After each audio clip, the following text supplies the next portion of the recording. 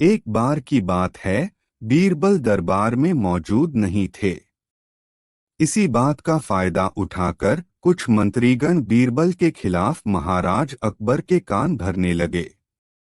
उनमें से एक कहने लगा, महाराज, आप केवल बीरबल को ही हर जिम्मेदारी देते हैं और हर काम में उन्हीं की सलाह ली जाती है। इसका मतलब यह है कि आप हमें अयोग्य समझते हैं। मगर ऐसा नहीं है।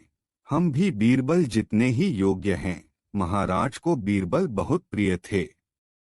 वह उनके खिलाफ कुछ नहीं सुनना चाहते थे, लेकिन उन्होंने मंत्रिगणों को निराश न करने के लिए एक समाधान निकाला।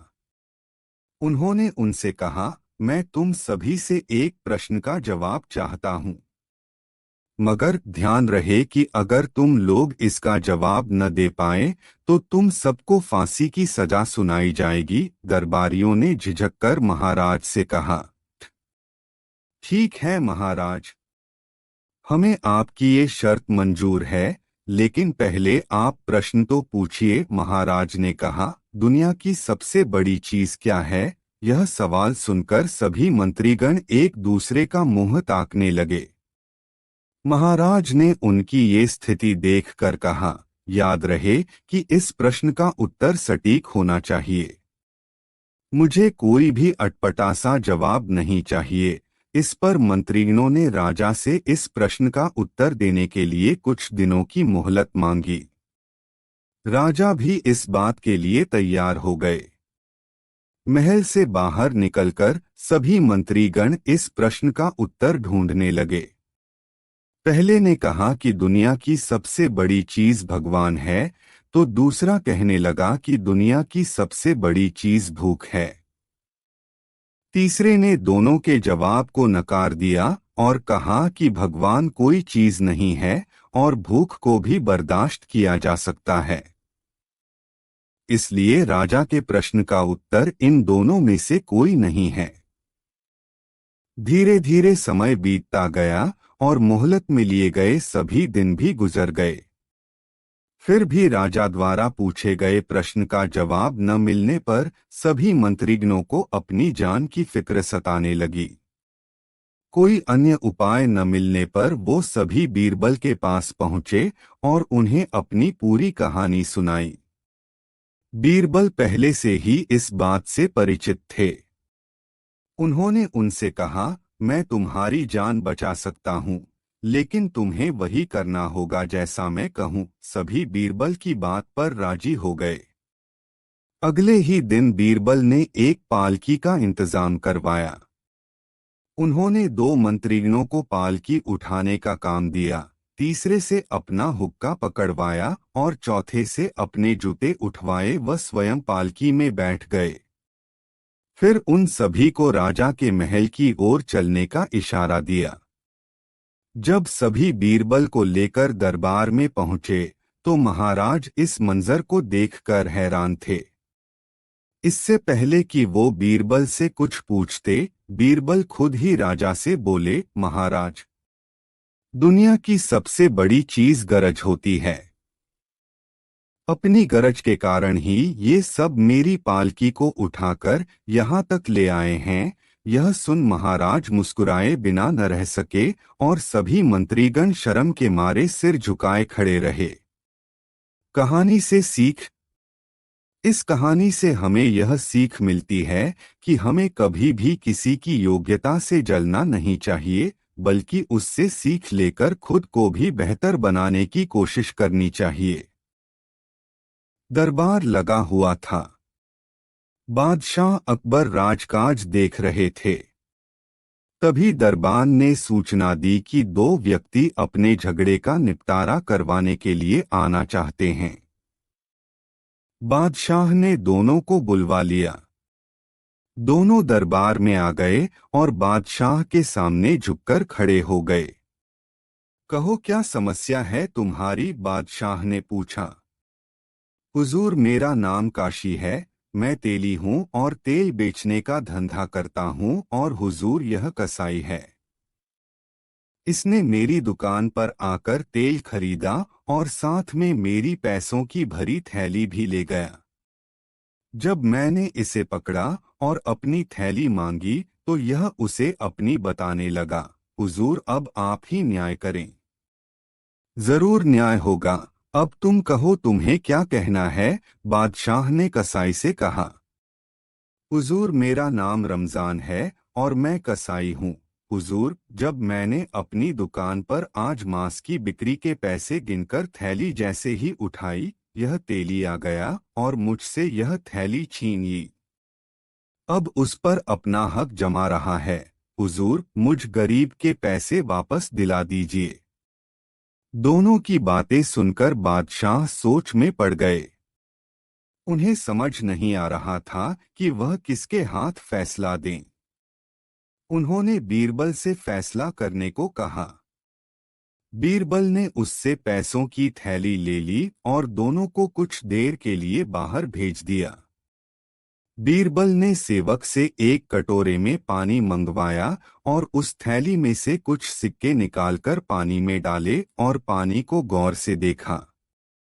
फिर बादशाह से कहा, हुजूर, इस पानी में सिक्के डालने से तेल जरा सा भी अंश पानी में नहीं उभार रहा है।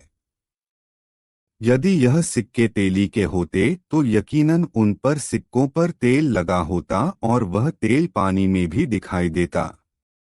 बादशाह ने भी पानी में सिक्के डाले, पानी को गौर से देखा और फिर बीरबल की बात से सहमत हो गए।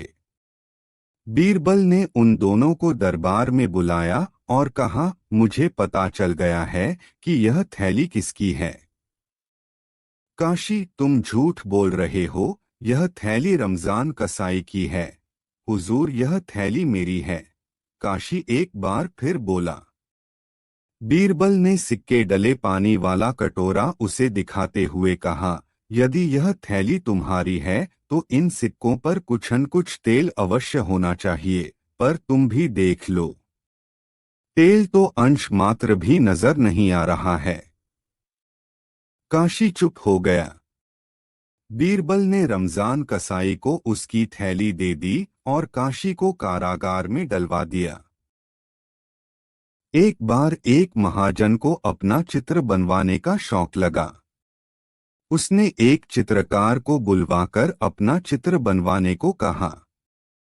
महाजन के कहे अनुसार चित्रकार ने महाजन का चित्र बनवाने में बहुत मेहनत की, लेकिन महाजन बहुत ही धूर्त व्यक्ति था। वह चित्रकार से बोला, यह चित्र ठीक नहीं बना है, इसे दोबारा बनाओ। ऐसे करते करते महाजन ने बहुत सारे चित्र बनवाकर उन्हें गलत बता दिया। अब चित्रकार समझ चुका था कि महाजन चेहरा बदलने में माहिर है और हर बार चित्र बनवाते समय चेहरा बदल लेता है। इसलिए उसने महाजन से अब तक बनाई गई सभी तस्वीरों का मेहनताना मांगा। धूर्त महाजन बोला, कैसा मेहनताना?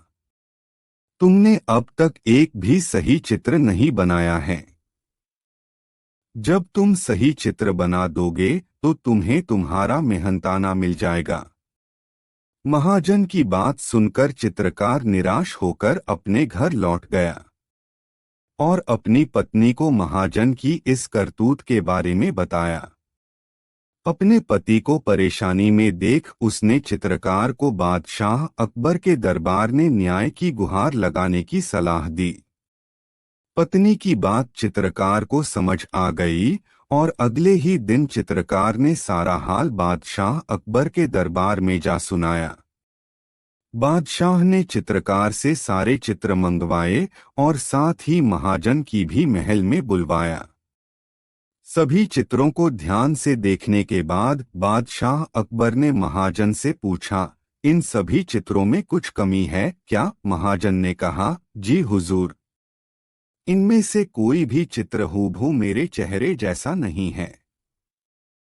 महाजन की बात सुनकर अकबर सोच में पड़ गए और बीरबल से मामला सुलझाने को कहा। बीरबल पहले से ही दरबार में उपस्थित था। और सारी बातें अच्छी तरह समझ चुका था कि महाजन चेहरे बदलने में माहिर हैं, इसलिए चित्रकार को परेशान कर रहा है। थोड़ी देर सभी चित्रों की ओर देखने के बाद बीरबल ने भी हर एक चित्र में कमियां निकालनी शुरू कर दी और चित्रकार को 2 दिन बाद महाजन का सुंदर सा चित्र बनाकर लाने के लिए कहा और महाजन को आदेश देते हुए कहा, अगर तुम्हें चित्र पसंद आ जाएं तो चित्रकार का मेहनताना देना होगा। इतना कहकर बीरबल ने दोनों को बाहर भेज दिया। कुछ देर बाद चित्रकार को वापस बुलवाया और उससे 2 दिन बाद बड़ा सा दर्पण लाने को कहा। 2 दिन बाद जब दोनों दरबार में उपस्थित हुए तो चित्रकार ने वह दर्पण महाजन के सामने रख दिया और बोला, जनाब ये चित्र तो एकदम सही है ना। महाजन बोला, लेकिन यह चित्र नहीं दर्पण है, यही तो असली चित्र है, चित्रकार ने कहा। फिर बीरबल ने भी अपने स्थान से उठकर कहा, सही तो कह रहा है चित्रकार, यह तुम्हारा ही तो चित्र है। महाजन समझ गया कि अब उसकी दाल नहीं गलने वाली है, इसलिए उसने ना चाहते हुए भी बीरबल की हाँ में हाँ मिलाते हुए चीतकार को उसका मेहनताना दे दिया। चित्रकार ने खुशी खुशी बीरबल का शुक्रिया अदा किया और महल से अपने घर की ओर चला गया।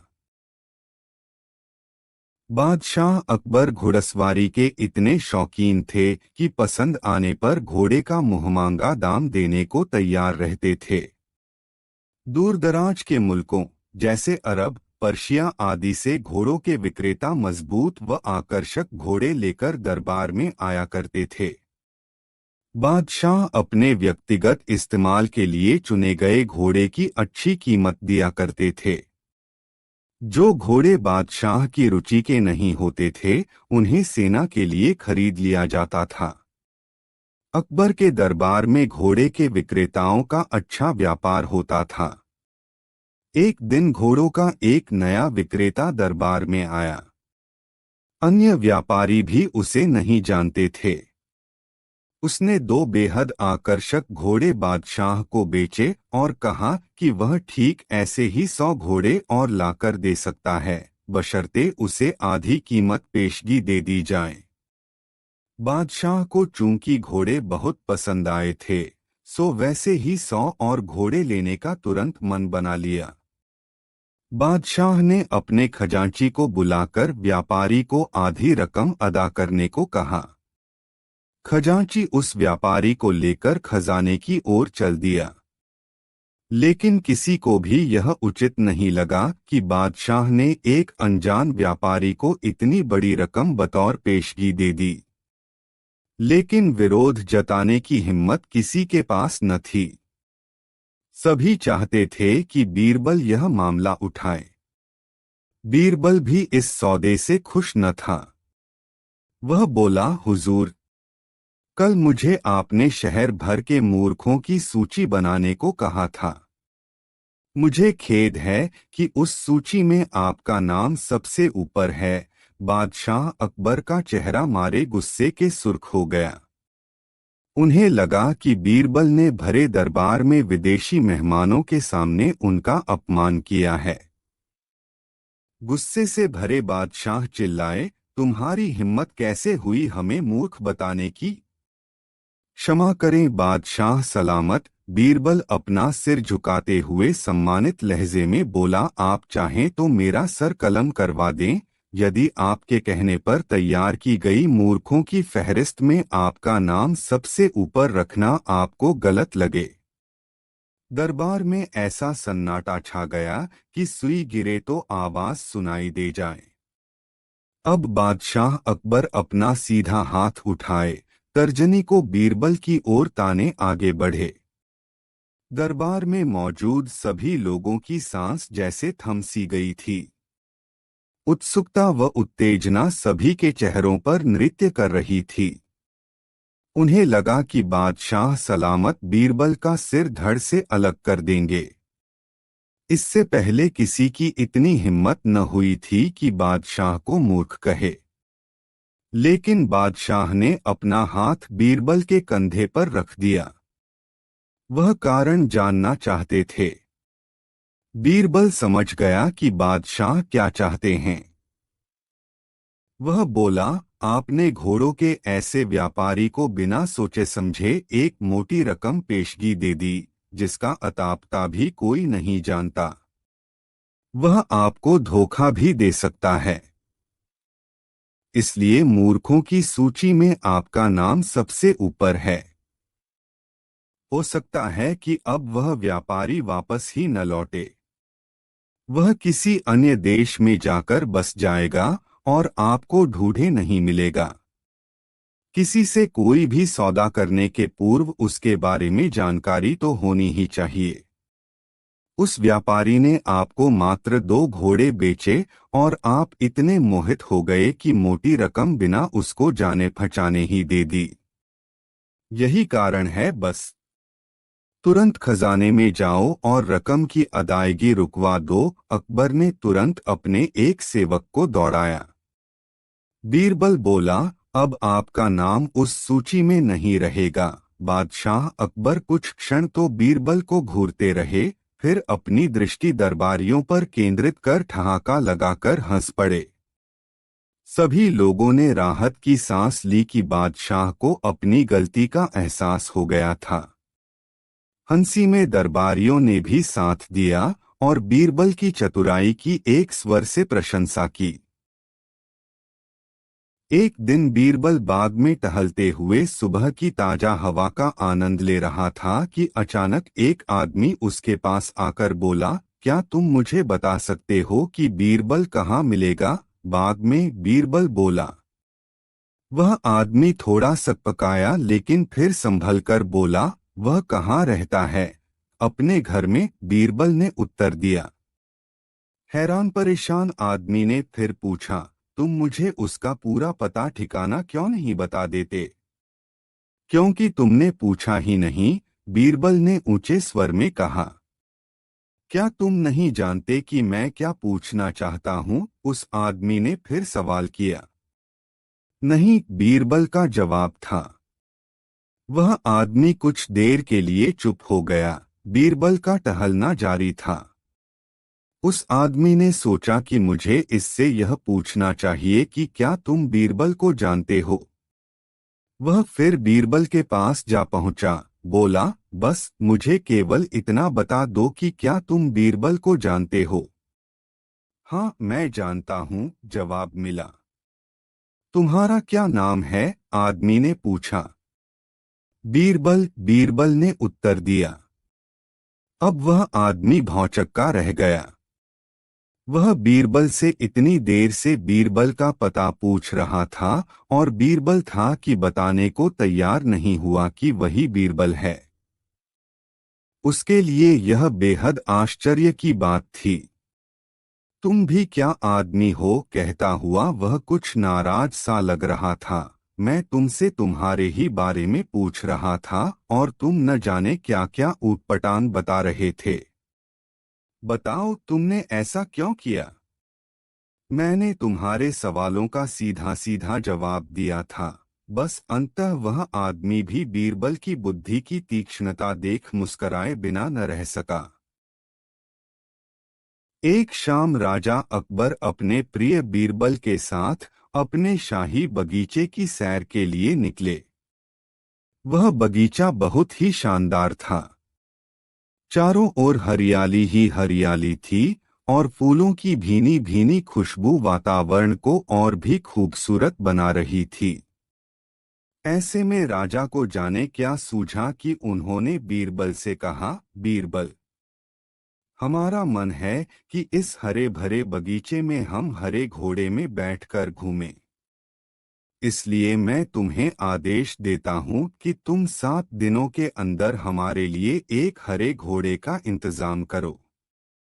वहीं अगर तुम इस आदेश को पूरा करने में असफल रहते हो तो तुम कभी भी मुझे अपनी शक्ल न दिखाना। इस बात से राजा व बीरबल दोनों वाकिफ थे कि आज तक दुनिया में हरे रंग का घोड़ा नहीं हुआ है।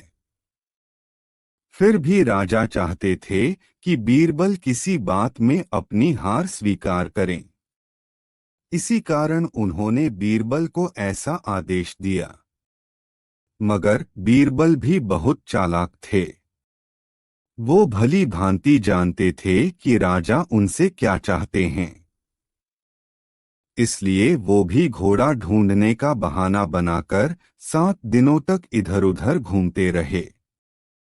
8वें दिन बीरबल दरबार में राजा के सामने पहुंचे और बोले, महाराज, आपकी आज्ञा के अनुसार मैंने आपके लिए हरे घोड़े का इंतजाम कर लिया है। मगर उसके मालिक की 2 शर्तें हैं। राजा ने उत्सुकता से दोनों शर्तों के बारे में पूछा। तब बीरबल ने जवाब दिया, पहली शर्त यह है कि उस हरे घोड़े को लाने के लिए आपको स्वयं जाना होगा। राजा इस शर्त के लिए तैयार हो गए। फिर उन्होंने दूसरी शर्त के बारे में पूछा। तब बीरबल ने कहा, घोड़े के मालिक की दूसरी शर्त यह है कि आपको घोड़ा लेने जाने के लिए सप्ताह के 7 दिन के अलावा कोई और दिन चुनना होगा। यह सुन राजा हैरानी से बीरबल की ओर देखने लगे। तब बीरबल ने बड़ी सहजता से जवाब दिया, महाराज, घोड़े का मालिक कहता है कि हरे रंग के खास घोड़े को लाने के लिए उसकी यह खास शर्तें तो माननी ही होंगी। राजा अकबर बीरबल की यह चतुराई भरी बात सुनकर खुश हो गए और मान गए कि बीरबल से उसकी हार मनवाना वाकई में बहुत मुश्किल काम है। कहानी से सीख। यह कहानी हमें यह सिखाती है कि सही सूझबूझ और समझदारी के साथ नामुमकिन लगने वाले काम को भी आसानी से किया जा सकता है। बादशाह अकबर को शिकार करना बहुत पसंद था। एक बार की बात है, बादशाह अकबर अपने सैनिकों के साथ शिकार पर निकले। शिकार करते करते वो इतने आगे चले गए कि वो अपने दल से छूट गए। उनके साथ बस कुछ ही सैनिक रह गए थे। अब शाम होने को थी और सूरज ढलने वाला था। साथ ही अकबर और उनके साथ के सैनिकों को भूख भी सताने लगी थी। काफी दूर निकल आने पर बादशाह अकबर को यह एहसास हुआ कि वो रास्ता भटक गए हैं। वहां आसपास कोई नजर भी नहीं आ रहा था जिससे रास्ते के बारे में पूछा जा सकता था। थोड़ी दूर और चलने पर उन्हें एक तिराहा नजर आया। बादशाह को यह देखकर थोड़ी खुशी हुई कि चलो इनमें से कोई न कोई रास्ता राजधानी तक तो जाता ही होगा।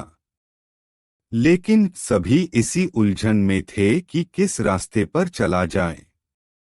तभी सैनिकों की नजर सड़क किनारे खड़े एक छोटे से लड़के पर पड़ी। वह लड़का बड़ी हैरानी से महाराज के घोड़े और सैनिकों के हथियारों को देख रहा था। सैनिकों ने उस बालक को पकड़कर महाराज के सामने पेश किया। बादशाह अकबर ने लड़के से पूछा, ऐ लड़के, इनमें से कौन सा रास्ता आगरा जाता है?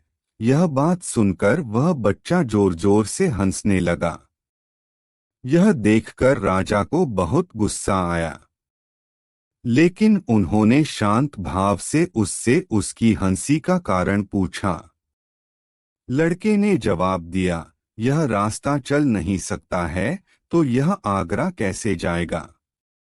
आगरा पहुंचने के लिए तो आपको खुद चलना पड़ेगा। महाराज उस लड़के की सूझबूझ को देखकर चकित रह गए। उन्होंने प्रसन्न होकर उस बच्चे का नाम पूछा। लड़के ने जवाब में अपना नाम महेश दास बताया। महाराज ने उसे इनाम में सोने की अंगूठी दी और दरबार में आने का न्योता दिया। इसके बाद बादशाह अकबर ने लड़के से पूछा, क्या तुम मुझे बता सकते हो कि किस रास्ते पर चलने से मैं आगरा पहुंच पाऊंगा? लड़के ने बड़ी ही शालीनता से सही रास्ता बताया और महाराज अपने सैनिकों के साथ आगरा की ओर चल पड़े। यही लड़का बड़ा होकर बीरबल के नाम से प्रसिद्ध हुआ और बादशाह अकबर के नवरत्नों में से एक कहलाया। कहानी से सीख। इस कहानी से हमें यह सीख मिलती है कि ज्ञान और सूझबूझ का सम्मान करना चाहिए।